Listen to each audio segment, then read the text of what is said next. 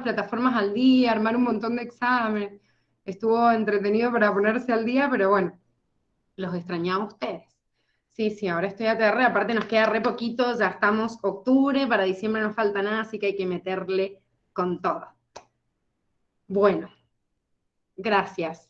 A mí, Leo dice... Ah, sí, es horrible.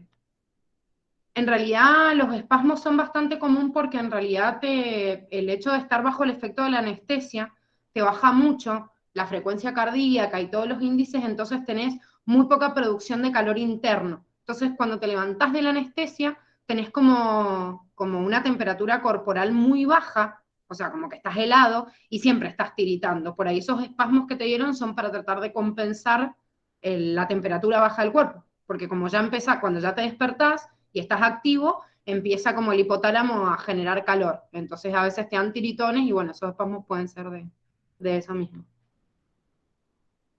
Bueno, empezamos entonces con latido cardíaco. ¿Esto no lo vieron? Ahora que ven el Power, ¿no se acuerdan? ¿Concepto? Nada, nada. Por lo menos yo no. No, bueno.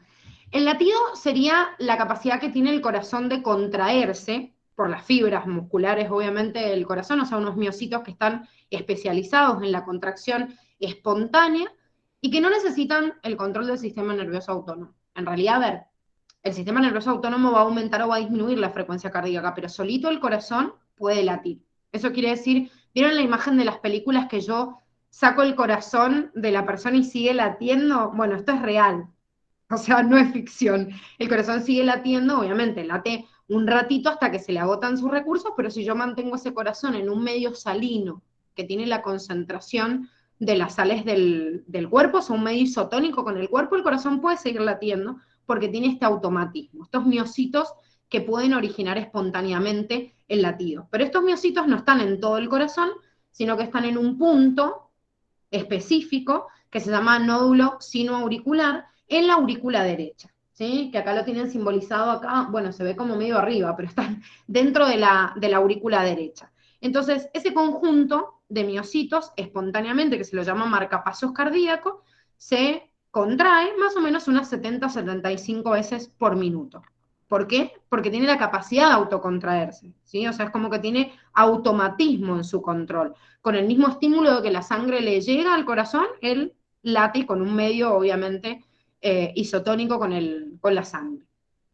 Ese nódulo sinoauricular, que está en la aurícula derecha, mueve, como el miocito en realidad lo estimula a través de fibras nerviosas, o sea, es una célula muscular, pero acuérdense que las células musculares tienen la capacidad de ser contráctiles y de ser tejidos excitables de la misma forma que el tejido nervioso, lleva a cabo, digamos, migra esa información de contracción espontánea hacia un siguiente nódulo que está entre medio de la aurícula derecha y aurícula izquierda, que se llama nódulo aurículo-ventricular, ¿sí? Está en el tabique interauricular, pero se llama nódulo aurículo-ventricular. Este dibujo está como medio feo, pero en realidad, porque les han dibujado acá el tronco venoso como sale, pero para que se den una idea, está en un punto donde está entre medio de las dos aurículas, pero está cerca también del ventrículo. Entonces le llaman nódulo auriculoventricular porque es el que lleva a cabo el proceso de retardo de contracción entre las aurículas y el ventrículo.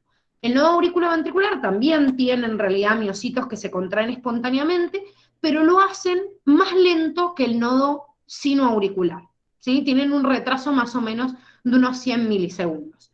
¿Qué permite esto? Que las aurículas casi de forma sincrónica se contraen y cuando esta información llega al nodo auriculoventricular, al hacer un retardo, hace que el ventrículo se contraiga después que la aurícula.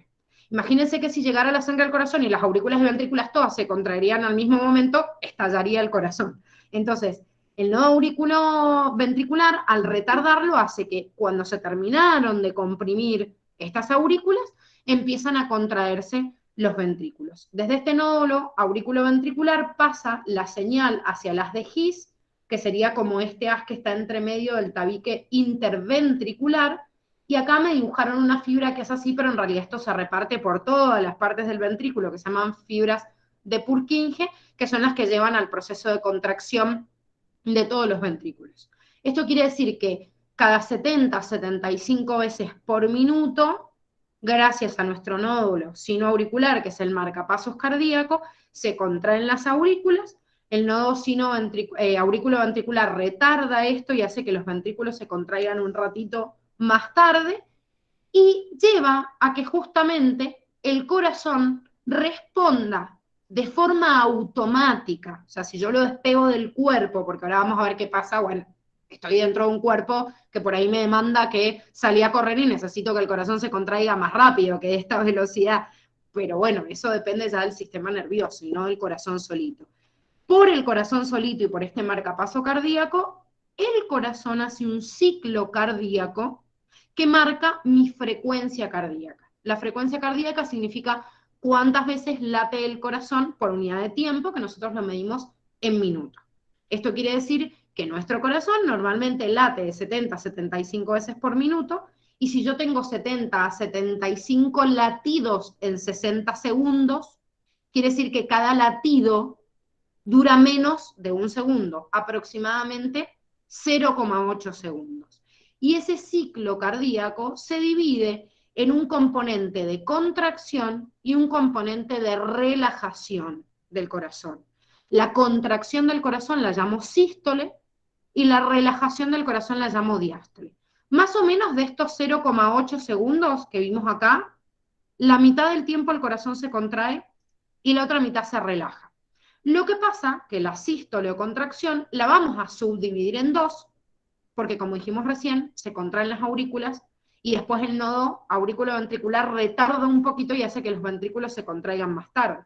Entonces, si bien está la mitad del tiempo, aproximadamente 0,4 segundos contrayéndose, de ese tiempo, 0,1 segundos o el 12,5% es contracción de las aurículas y luego contracción de los ventrículos. Entonces es como que el corazón contrae las aurículas, cierra las válvulas auriculoventriculares. ¿Se acuerdan cómo se llamaban las válvulas auriculoventriculares?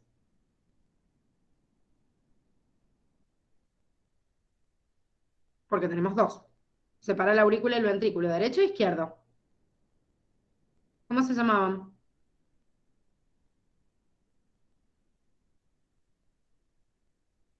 Eso sí lo vieron la clase pasada. Bien, tricúspide una y la otra. Bien, tricúspide, bicúspide o mitral, se usa más ese nombre. ¿Dónde está cada una? ¿Dónde está la tricúspide y dónde está la bicúspide o mitral?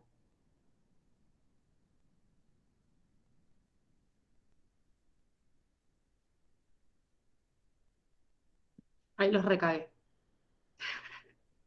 Bueno, La tricúspide del lado. bicúspide no está, ¿Cómo velo?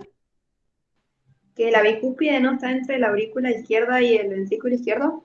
Bien. Ustedes acuérdense cuando tengan una persona, un paciente enfrente, porque siempre las imágenes que yo veo en el libro son como al paciente de frente, en posición anatómica. Acuérdense que tiene como un 32 en el pecho, ¿sí? Como mnemotecnia, pero no solo porque el 32 le sirve para esto, ¿sí? Si yo tengo el paciente de frente y tiene un 32, quiere decir que de su lado derecho, la válvula de 3, o sea, tricúspide está del lado derecho y la bicúspide está del segundo lado, sino que esa mnemotecnia también le sirve para acordarse las ramas que existen en los lóbulos del pulmón, que lo vamos a ver obviamente cuando veamos respiratorio, porque el pulmón derecho se divide en tres, en cambio el pulmón izquierdo se divide en dos. Entonces ese 32 me sirve para acordarme las válvulas cardíacas y los lóbulos pulmonares. Entonces, válvula tricúspide y válvula bicúspide, ¿sí? Se cierran después de la sístole auricular. Pasa la sangre al ventrículo y después de que pasa la sangre al ventrículo, más o menos en 0,3 segundos o el 37,5, perdón, del tiempo de un latido, se demora en contraerse el ventrículo y pasa la sangre hacia las arterias y se cierran las válvulas sigmoideas, que era la válvula aórtica y la válvula pulmonar. Y después el corazón está la mitad del tiempo de ese ciclo cardíaco relajándose para que se llene, ¿sí? Para que se llene de sangre. Entonces, podemos decir que aproximadamente me voy a demorar esos 0,8 segundos. Chicos, es muy importante que entiendan que este 0,8 segundos es contando a una persona que tiene 70-75 latidos por minuto. Por favor, no lo tomen como un número. Curtis nunca les habla de estos porcentajes. Estos porcentajes se los he puesto yo en el apunte de clase para que puedan hacer un cálculo y no se equivoquen. Porque en realidad Curtis les habla de esto y después me dice, bueno, tengo una persona que está haciendo ejercicio, ¿sí? Si está haciendo ejercicio, obviamente tiene una taquicardia. Supongamos que una persona está haciendo ejercicio y subió su frecuencia cardíaca a 150 latidos por minuto. Si esa persona late el corazón rápido porque está corriendo y late 150 veces por minuto, un ciclo cardíaco, ¿cuánto va a valer? Si en una persona que late 75 latidos por minuto, el ciclo cardíaco dura 0,8 segundos. ¿Cuánto dura un ciclo cardíaco de una persona que su corazón está en taquicardia y tiene el doble de frecuencia cardíaca?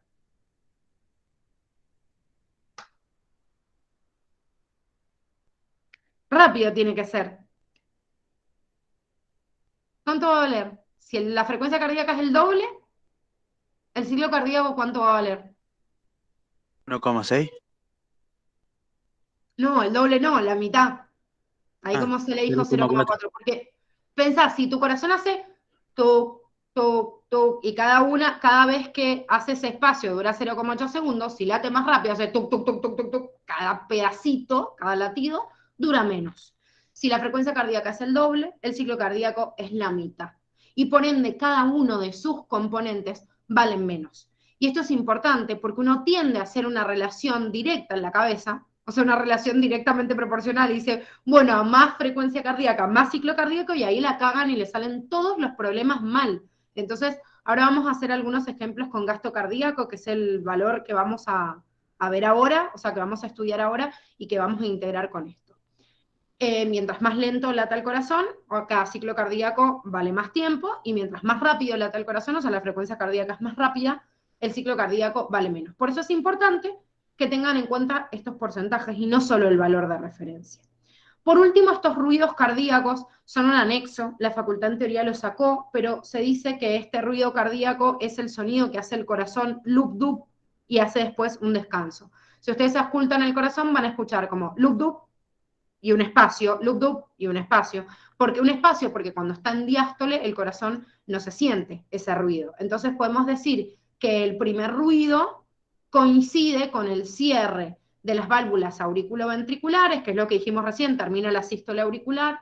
El segundo ruido, el cierre de las válvulas sigmoideas, que es el que comunica con las arterias, o sea que coincide con la finalización de la sístole ventricular, y cuando el corazón está en diástole descansa. Entonces se siente como un espacio. Por eso es loop-dup, loop-dup, loop-dup. No sé quién le puso ese nombre, no me acuerdo, pero bueno, es la forma en la cual nosotros vamos a poder, digamos, como visualizar de alguna forma gráfica los ruidos, que en realidad no es que la válvula se cierre y haga ruido. Imagínense haciendo un ruido tan grande la válvula cerrándose, sino que la válvula como que se cierra y toda la reverberación de la sangre, o sea, rebotando contra las paredes es lo que hace el ruido. Entonces, cuando uno siente así como y que rebota, hace como el tuc, y uno siente ese ruido. Si hay un soplo cardíaco, deben haber escuchado alguna vez la palabra soplo, el soplo cardíaco es cuando una válvula no cierra bien y hay reverberación de sangre que está volviendo del ventrículo a la aurícula o del ventrículo, o sea, o en vez de pasar a la arteria vuelve al ventrículo. Entonces, cuando no se cierra bien la válvula y se siente entre medio de un ruido y otro, eso se llama soplo cardíaco. Hay soplos cardíacos que son fisiológicos, sobre todo en los niños cuando se están formando bien estas válvulas, y hay otros que son patológicos, porque hay algo que funciona mal. Bueno, no sé si lo habían visto o no, pero eso era repasito de lo que habíamos, lo que tenían que ver la clase pasada con respecto al ciclo cardíaco, y lo vamos a conectar ahora con una variable muy importante, que es el estudio del gasto cardíaco y que tiene que ver con este latido espontáneo del corazón, conectándolo ya con un cuerpo, porque no es un corazón solo automático, sino que lo conecta con un cuerpo que tiene determinadas demandas. Se dice que el gasto cardíaco es la cantidad del volumen de sangre que expulsa el corazón en cada minuto, ya sea del ventrículo izquierdo hacia la aorta o del ventrículo derecho hacia la arteria pulmonar, que es más o menos equivalente. No es exactamente igual, porque el ventrículo izquierdo es un poco más grande, pero eso saca un promedio. Entonces, el gasto cardíaco, que se mide en litros por minuto, se calcula como la frecuencia cardíaca por el volumen sistólico. La frecuencia cardíaca es el valor que ya vimos, la cantidad de veces que late el corazón por minuto, ¿sí? Debido obviamente a su automatismo del corazón y el control también endocrino y el control nervioso que recibe del cuerpo, porque mi corazón espontáneamente late 70 veces por minuto, pero si yo estoy corriendo, alguien le tiene que decir al corazón que por favor aumente la frecuencia cardíaca, si no me va a bombear una cantidad de sangre que no me va, o sea, llegar a todos los tejidos, sobre todo al músculo, le va a faltar oxígeno y obviamente no va a poder seguir trabajando. Volumen sistólico es la cantidad de sangre en litros que expulsa el corazón en un latido. Eso quiere decir que ese volumen sistólico, para que más o menos se den una idea, a ver, un vaso común tiene más o menos unos 200 mililitros, bueno, unos 70 mililitros, o sea, esto del vaso, es lo que mi corazón emana en cada uno de los latidos. Como en realidad el gasto cardíaco, para trabajar con un número más ameno, se mide en litros por minuto, entonces yo paso este volumen, del volumen sistólico, en litros en vez de en mililitros. Por eso es 0,07, que sería lo mismo que 70 mililitros o 0,07 litros que yo estoy expulsando en cada latido. Entonces, si el corazón late de 70 a 75 veces por minuto, acá me puse como ejemplo 72, o sea, buscaba un promedio entre esas dos variables, y expulso aproximadamente 70 mililitros por cada latido, podemos decir que el valor de referencia del gasto cardíaco de una persona de 70 kilogramos en reposo normal, sin ninguna patología, es de aproximadamente 5 litros por minuto. ¿Sí? Ese es el gasto cardíaco promedio de una persona normal. Si una persona tiene sobrepeso, si una persona tiene hipertensión, bueno, cualquier condición, o si está corriendo, obviamente este gasto cardíaco puede aumentar. De hecho, en el ejercicio puede aumentar hasta 4 veces este gasto cardíaco. O sea, es una variable obviamente que puede variar dependiendo de cuáles son los estímulos que vayan hacia la frecuencia cardíaca o hacia el volumen sistólico, ¿sí? En realidad, este control de este gasto cardíaco tiene que ver con la información que llega al corazón y después el corazón hace control sobre otras variables. Por ejemplo, este corazón, si bien es automático y se contrae solito, que es el control intrínseco del corazón que estábamos viendo, y que depende en realidad de la sangre que llega al corazón, entonces si llega más sangre, el corazón tiende a contraerse con más fuerza, pero su marcapaso me está justamente dando la pauta de que yo tengo que latir a una frecuencia constante, de 70 a 75 latidos por minuto. ¿Cómo yo aumento, por ejemplo, el volumen sistólico? Si llega más sangre al corazón. Esto es lo que se conoce como ley de Frank Starling, que significa la relación entre el retorno venoso y este gasto cardíaco. Si al corazón le llega más sangre, el corazón se distiende más y hace más fuerza para sacarlo. No acumula la presión retrógrada. Significa que no es que el corazón se queda ahí pancho y espera que toda esa sangre que le llegó se vuelva, por ejemplo, a las venas. No, se dilata más y se contrae con más fuerza. Esto puede influir en el gasto cardíaco, ya que si llega más sangre al corazón, se va a contraer con más fuerza. Si yo estoy tomando mate, por ejemplo, y me tomo 2 litros de mate, estoy aumentando la cantidad de agua que llega al intestino, eso se absorbe, pasa a la sangre, entonces llega a mi corazón, lo dilata más y el corazón se contrae más fuerte. Claro, obviamente que ese aumento de presión sanguínea es muy chiquitito porque rápidamente, ¿qué hace mi corazón? Sí, lo expulsa con más fuerza, pero se filtra más a nivel del riñón y bueno, y me dan ganas de ir al baño. Entonces voy a hacer pis y libero la cantidad de agua y chau. Entonces, si no hay ninguna patología, el cuerpo todo el tiempo está jugando con que entra más líquido, lo compenso, lo expulso por la orina y se queda obviamente compensado.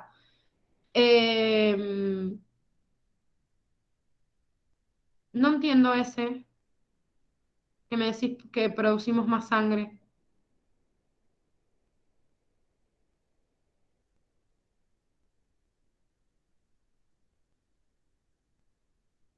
Ese, no entiendo tu pregunta. ¿Cómo producimos mucha sangre? La sangre depende, o sea, la sangre que yo voy a producir depende de un montón de factores.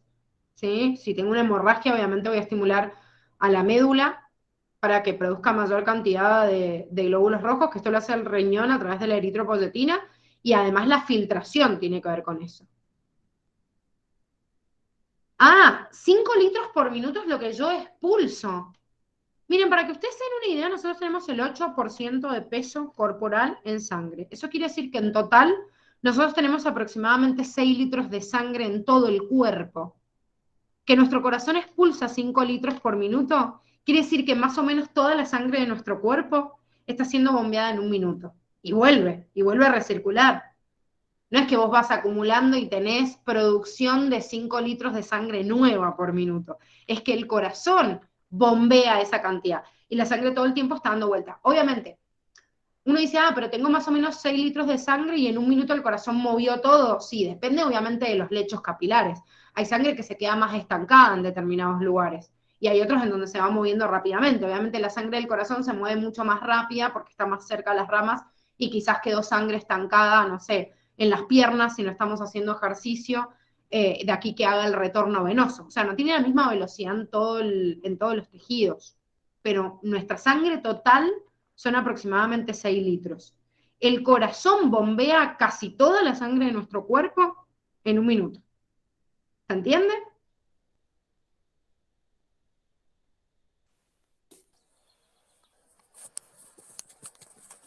¿Se entiende o no? Sí. ¿Sí? Bien.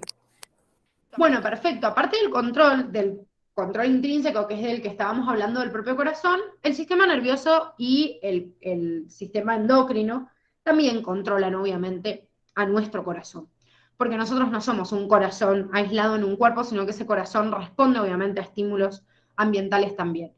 Entonces, cualquier demanda que se produzca en el cuerpo, ya sea porque necesito oxígeno, ya sea porque necesito perfusión, que es la sangre que llega a los tejidos, puede llegar esa señal al sistema nervioso. El sistema nervioso autónomo tiene, a través de sus ramas simpática y parasimpática, como ya habíamos visto, control sobre la frecuencia cardíaca. Esto lo vimos en el sistema nervioso. ¿Cómo hace esto? A través de la disminución o el aumento de la permeabilidad al calcio del marcapasos cardíaco. Este marcapaso que está en el nódulo sinoauricular, como vimos en la aurícula derecha, si le llega acetilcolina, disminuye la permeabilidad al calcio y por ende se retrasa el marcapaso, lo cual lleva a que se disminuya la frecuencia cardíaca. O sea que en vez de latir 70 a 75 veces por minuto, baje la cantidad de latidos el corazón porque le llega acetilcolina. De la misma forma, si le llega noradrenalina, hay otros receptores y de forma contraria lo que hago es aumentar la permeabilidad al calcio. Si aumento la permeabilidad al calcio y entra más calcio al marcapasos cardíaco, late más fuerte. O sea, aumenta la frecuencia cardíaca y ya no late 70, 75 veces por minuto, sino que late más cantidad de veces. Recuerden que el sistema nervioso autónomo tenía influencia sobre la frecuencia cardíaca, pero no así sobre los vasos, ya que los vasos sanguíneos, si le llega noradrenalina, se produce vasoconstricción, pero el sistema parasimpático no tenía efecto sobre los vasos para que acompañen, o sea, simplemente la frecuencia cardíaca se desacelera, entonces el vaso no se vasocontrae ni se vasodilata, pero al disminuir el retorno venoso en realidad ayuda a compensar al corazón solito y los vasos sanguíneos, por ausencia de esa estimulación, en realidad se terminan relajando, pero no es que el sistema nervioso parasimpático llegue a ellos. En el sistema hormonal, lo más significativo es la secreción de adrenalina por parte de la glándula suprarrenal. Ya sabemos que dentro de la glándula suprarrenal es la médula suprarrenal la que secreta adrenalina o noradrenalina, que lo que va a hacer obviamente es también aumentar la frecuencia de contracción a través del aumento de la permeabilidad al calcio, que es lo que dijimos recién. Sin embargo, cuando la noradrenalina llega al marcapasos cardíaco por vía nerviosa, está el receptor del neurotransmisor. Pero cuando llega por sangre, no solo aumenta la frecuencia cardíaca del marcapasos, sino que además aumenta la fuerza del ventrículo de contracción. O sea, expulsa con más fuerza los miocitos, o sea, del miocardio, que sería la capa interna del corazón, para que expulsen con más fuerza. Por eso el estrés, que libera mucha adrenalina en la sangre, lleva por ende al aumento de la frecuencia cardíaca, el aumento de la frecuencia cardíaca o taquicardia, aumenta el gasto cardíaco, y como vamos a ver mañana, que vamos a ver la presión, eso lleva también a un aumento de la presión arterial. O sea, el aumento de estas variables también llevan a un aumento de la presión arterial, que sería como lo más peligroso.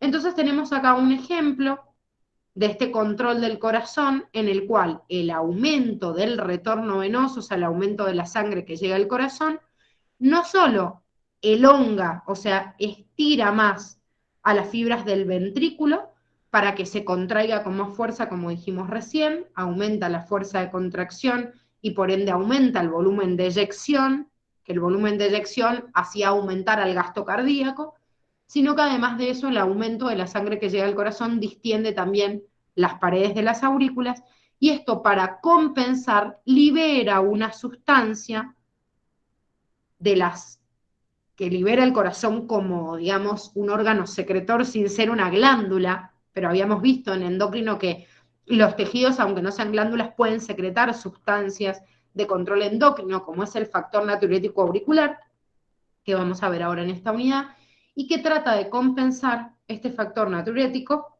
a través del riñón, para que ese aumento del retorno venoso sea una disminución del volumen sanguíneo gracias a esta compensación del FAN, que no es lo único que controla en realidad el volumen de la sangre, porque el riñón en realidad le llega mucha cantidad de sangre, filtra más y también trata de liberar más, pero este sería como el control del corazón, nada más. Entonces podemos decir que este corazón va a tener un control de distintas sustancias que van a tender a regular este volumen. Por ejemplo, este FAN, esperen que, hace un efecto de control endocrino cuando en realidad el corazón también tiene algunas sustancias que tratan de controlar ese volumen de eyección y por ende la presión, que tienen un efecto autócrino o tienen un efecto parácrino también, que significa que afecta sobre las células vescibles. Vamos a estudiar 3 sustancias que libera el corazón: la angiotensina 2, el óxido nítrico y el FAN que estábamos nombrando recién. La angiotensina 2 ya la conocemos. Lo que pasa es que la angiotensina 2 podríamos decir que es una sustancia que se estimula a través de la angiotensina 1 y del angiotensinógeno por el sistema renina-angiotensina-aldosterona.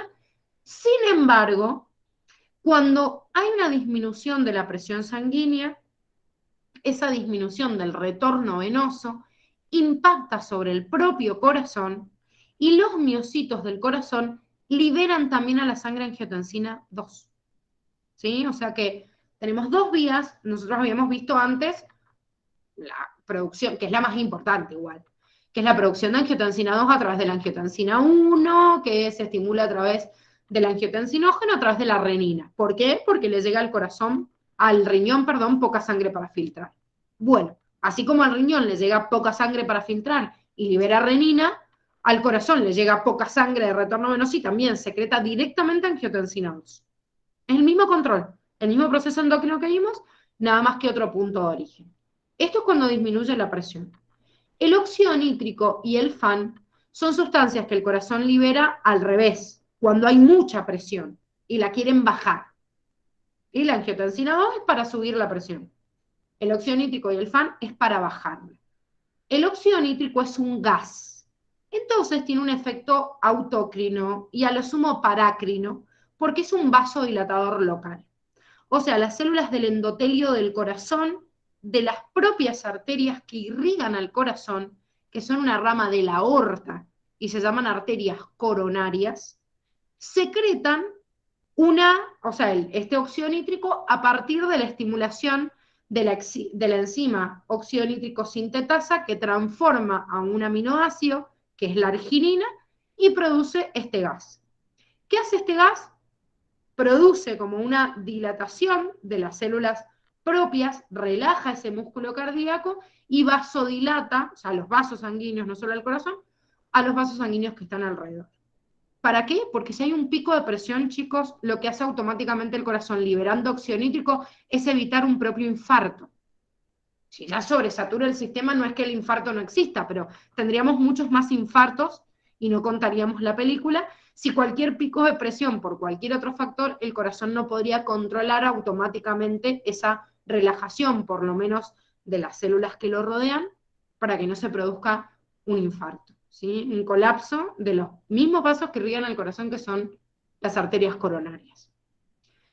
Y el FAN es una sustancia que liberan las aurículas. De hecho, FAN significa factor auricular natriurético o factor natriurético auricular o atrial, que es lo mismo. Recuerden que las aurículas es sinónimo de atrio, ¿sí? A veces usan las siglas así, a veces así, es lo mismo, pero quiere decir que es un factor liberado por el atrio o la aurícula y que produce natriuresis. O sea, como que el nombre me sopla todo lo que hace y quién lo produce. Las aurículas, que son las que reciben la sangre que llegue de la circulación general, si reciben mucha sangre, o sea, hay mucho retorno venoso, la aurícula se ensancha mucho, entonces libera FAN. El FAN empieza a viajar por sangre y en riñón produce la natriuresis. Como ya hemos visto, natrio viene de sodio y uresis de orina, libero más sodio en orina. Y como el sodio es un amante del agua y lo acompaña, libera más sodio y libera más agua. Entonces, al haber más natriuresis, hay más diuresis, voy a liberar más cantidad de orina, entonces disminuyo la cantidad de sangre total. Al disminuir la cantidad de sangre total, disminuyo el retorno venoso, bajo el gasto cardíaco y por ende bajo la presión arterial. Fíjense que el efecto del FAN es endocrino. Es el factor, el único factor endocrino que puede influir en todo el cuerpo liberado por el corazón para bajar la presión. Este es local. El óxido nítrico actúa ahí y no se va para otro lado. ¿Venimos bien hasta acá?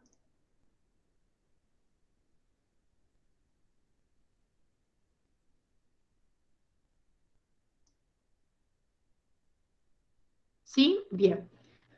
Bueno, chicos, lo que vamos a hacer ahora, antes de avanzar en el siguiente tema, es sacar algunos cálculos de comparación que la facultad les puede pedir. Recuerden que en cardíaco vamos a tener que aprender a hacer un par de cuentitas, y la facultad no les deja usar calculadora en biología, así que también tienen que ejercitar, resolver esa ejercitación solito y no con una calculadora. Generalmente son bastante sencillos, pero bueno, vamos a entender cómo plantearlos.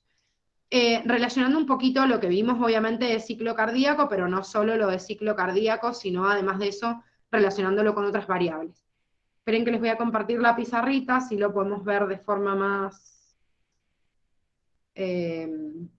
gráfica. Y vamos a calcular, díganme cuando vean la pizarra blanca, vamos a calcular estos ejercicios para tener así como un modelito de cómo calcular gasto cardíaco. Después lo vamos a sumar con presión igual, pero ya la clase que viene. ¿Ya Ahí se ve la ven pizarra. la pantalla, sí? Perfecto. Bueno, la primera situación problemática que tienen acá les dice, calcule el gasto cardíaco de una persona que bombea 65 mililitros de sangre en cada latido y con una sístole ventricular de 0,4 segundos. Pensemos, ¿qué me está pidiendo? Bueno, ¿qué me está pidiendo? Fácil porque me lo dice, cuál es el gasto cardíaco. Pero ¿cómo yo podría plantear para hallar este gasto cardíaco? De acuerdo a lo que hemos visto.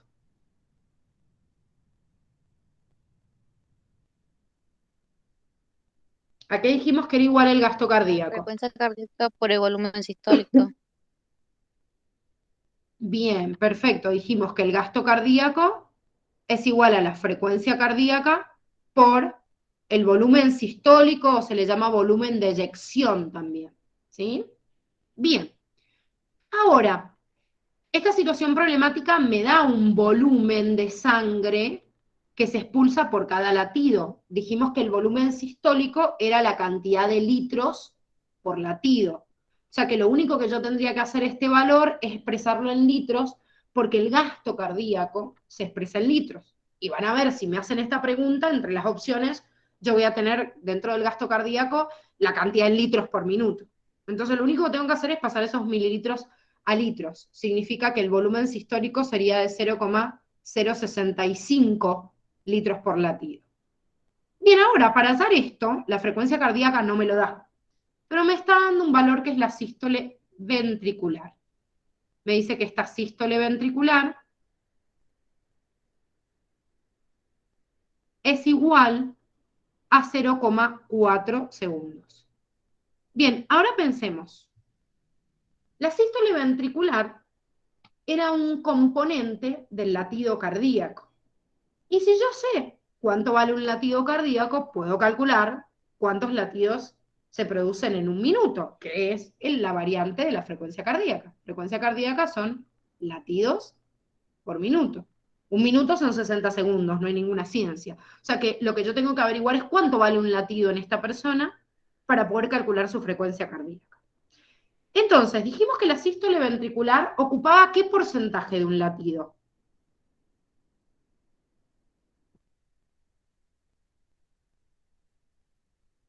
¿Era igual a cuánto?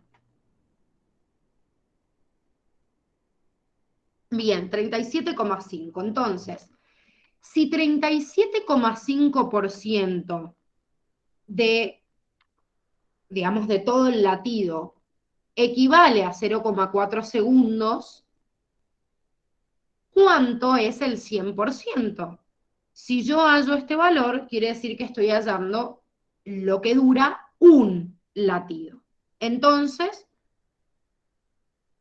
si yo a 40 lo divido por 37,5, me va a dar un valor de 1,07 casi segundos. Eso quiere decir que este es el valor de un latido. Pero ¿cómo calculo entonces ahora la frecuencia cardíaca? Y si un latido equivale a tanto segundos, yo quiero saber en 60 segundos cuánto entran. Díganme si no me siguen y se llegan a perder, porque es importante estos planteos. Esto es un latido. En 60 segundos yo quiero saber cuántos latidos hay. Entonces, ¿qué hago? Divido 60 dividido 1,07 y me da 56 latidos. Bueno, digamos que esta persona está como muerta. Yo estos valores los puse así nomás, chicos, no los saqué de ningún lado, les puse así como un ejemplo, así que imagínense que me va a dar, es más, este gasto cardíaco sería de un muerto. Pero bueno, ¿cómo calculo en realidad esto? Multiplico la frecuencia cardíaca que me daba 56 por el volumen sistólico, que es 0,065, y me va a dar un gasto cardíaco de 3,64 litros por minuto. Esta es la respuesta a mi problema, ¿sí? Porque me estaba preguntando el gasto cardíaco. ¿Se entendió cómo calcularlo?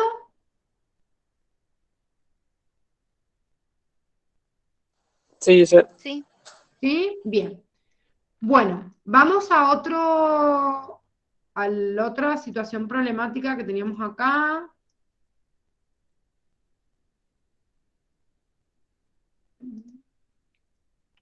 Bien. Dice, si una persona hace ejercicio y su frecuencia cardíaca sube a 120 latidos por minuto, ¿cuánto durará su diástole? Pensemos, en una persona que tenía 70 o 75 latidos por minuto, su diástole valía 0,4 segundos aproximadamente. En esta persona que está haciendo ejercicio y que tiene taquicardia, porque aumentó su frecuencia cardíaca, esa diástole va a valer más o menos que 0,4 segundos.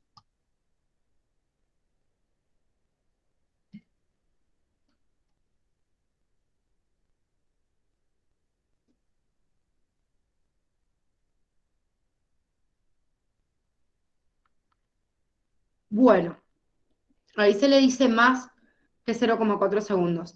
Pensemos, es lo mismo que les dice el planteo antes. Si yo aumento la frecuencia cardíaca porque la persona tiene taquicardia, cada ciclo cardíaco tiene que valer más o menos en tiempo.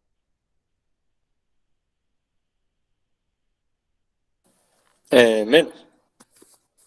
Menos, chicos. Por favor, grábense esto a fuego, porque vive confundiendo y es el error más grande que cometen y por ende son los ejercicios más probables que la facultad les puede pedir. ¿Por qué? Porque uno tiende a hacer esto. Bueno, si una persona tiene 75 latidos por minuto y su diástole, que es lo que me están preguntando, equivale a 0,4 segundos, entonces plantean una regla de 3 así directa, y si ustedes sacan esto, obviamente les va a dar un valor más grande. Es más, les voy a poner específicamente el valor dividido 75, me da 0,64 segundos. Si yo planteo esto así, obviamente voy a tener la certeza de que, sí, me dio más. Esto está mal, chicos. Nunca deben calcularlo de esta manera, porque la frecuencia cardíaca es la cantidad de latidos por minuto. Entonces, cada latido está relacionado de forma inversa y no directa con esto. O sea, de hecho, si quisiéramos hacer como una cuenta equiparable y ustedes quisieran calcularlo de esta manera, que podría ser, tendrían que hacerlo al revés. O sea, no sé si alguna vez plantearon en la escuela las reglas no directamente proporcionales, sino inversas. Si ustedes calculan, por ejemplo, en este cuadro, 75 por 0,4 dividido 120, ahí sí les da el valor que les tiene que dar. O sea, si ustedes hacen una regla inversamente proporcional y hacen 75 por 0,4 dividido 120, eso les va a dar 0,25 segundos y es real. Pero bueno, a ver, planteémoslo de otra forma para no mezclarle y decir cuándo planteo una regla directa e inversa. Pensémoslo de otra manera. Una persona subió su frecuencia cardíaca a 120 latidos por minuto. Bueno, ¿cuánto vale un latido? 60 segundos, que es un minuto, son 120 latidos. Bueno, yo quiero saber un latido. Bueno, me quedó la regla de 3 al revés, es lo mismo. Entonces, ¿cuánto dura un latido en esta persona? Si su corazón late 120 veces por minuto. ¿Cuánto vale un latido? Esta es como re fácil para sacarla mentalmente. 0,5.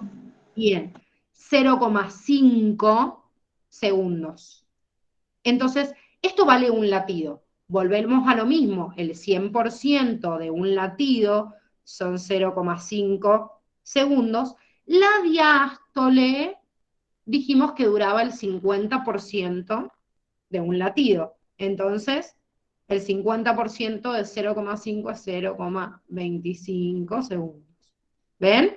Que pueden hacer lo mismo si hacen una regla inversa. Esta sería como la forma correcta de plantearlo. Son 2 reglas de 3, en vez de una se hacen inversa, lo calculan como quieran. Yo les recomiendo que lo calculen así, siempre desde la frecuencia cardíaca, saber cuánto vale un latido y ahí poder llevarlo a lo que sea. Pero acuérdense esto, grábenselo a fuego. Si la persona aumenta su frecuencia cardíaca, tiene taquicardia, visualicen el corazón latiendo tuc, tuc, tuc, tuc, tuc. Cada latido dura menos. Entonces, si cada latido dura menos, su diástole dura menos, su sístole auricular dura menos, su sístole ventricular dura menos. Si la persona tiene bradicardia, significa su frecuencia cardíaca es menor a 70, y bueno, entonces su ciclo cardíaco obviamente vale más tiempo y cada una de sus componentes del latido cardíaco va a valer más tiempo. ¿Se entiende?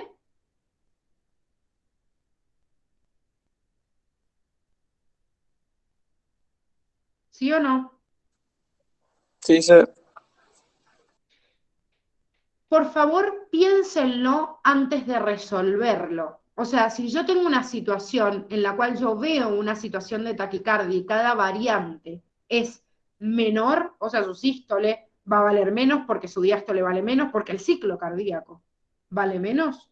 Entonces, piénsenlo antes de ponerse a plantear una regla de 3, porque puede ser que caigan en esto, en que planteen una ecuación así. Y bueno, cuando les dé el resultado van a saber que está mal, porque es imposible que una persona que tiene aumento de la frecuencia cardíaca, su ciclo cardíaco valga más que lo normal, que sería 0,8. ¿Qué no se entiende, Belu?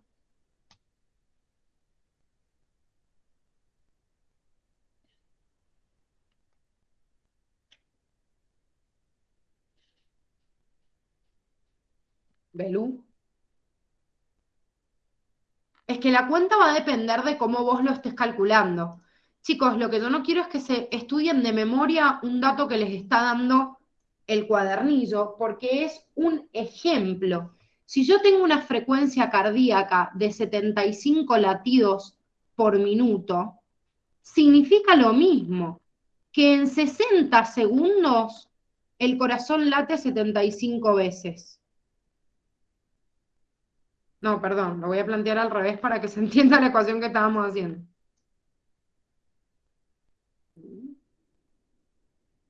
Esperen que no encuentro la pantalla. Acá.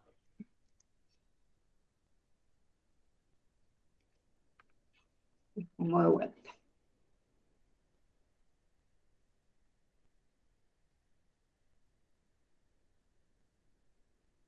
Bien, yo digo, si el corazón late 75 veces por minuto, estoy poniendo una ecuación de cantidad de latidos en una determinada cantidad de tiempo. Cuando yo quiero saber cuánto vale un latido, depende de esta variable, ¿sí? De los 60 segundos.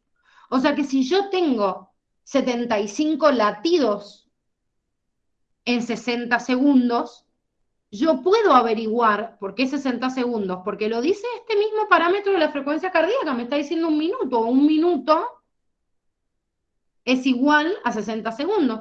Entonces, ¿a cuánto equivale un latido? Si ustedes calculan esto, o sea, si agarran la calculadora y dividen 60 dividido 75, les da 0,8. Cuando a mí me dicen que un ciclo cardíaco vale 0,8 segundos, es únicamente cuando el corazón está latiendo 75 veces por minuto. De hecho, si el corazón late 70 veces por minuto y hace 70 latidos en 60 segundos, si dividen esta variable, 60 dividido 70, les da la X 0,86 más o menos. Eso quiere decir que cuando el corazón me dicen que late de 70 a 75 veces por minuto, su ciclo cardíaco de 0,8 segundos, primero, es un dato certero en los 75 latidos por minuto, y si no me dicen en promedio lo que dura un ciclo. Pero el ciclo cardíaco dura dependiendo lo que dura la frecuencia cardíaca. Siempre, chicos. Entonces, por eso yo les digo, estudiense el porcentaje de cuánto equivale en un ciclo cardíaco la diástole o la sístole, y no lo estudien con el dato numérico, porque si lo estudian con el dato numérico están estudiando un ejemplo al fin y al cabo. Sí, es verdad, si me hacen una pregunta teórica, o sea, ¿para qué miércoles me voy a poner a calcular todo si yo ya sé que el parámetro real en el latido común del corazón va a demorarse 0,8 segundos? Entonces, si una persona tiene taquicardia, dilate su corazón a 150 latidos por minuto, entonces, ¿cuánto va a valer un latido? Si ustedes sacan esto, 60 dividido 150, ¿cuánto me va a dar? La mitad. Por eso cuando una persona tiene taquicardia, o sea, su frecuencia cardíaca es el doble, el ciclo cardíaco vale la mitad. ¿Se entiende?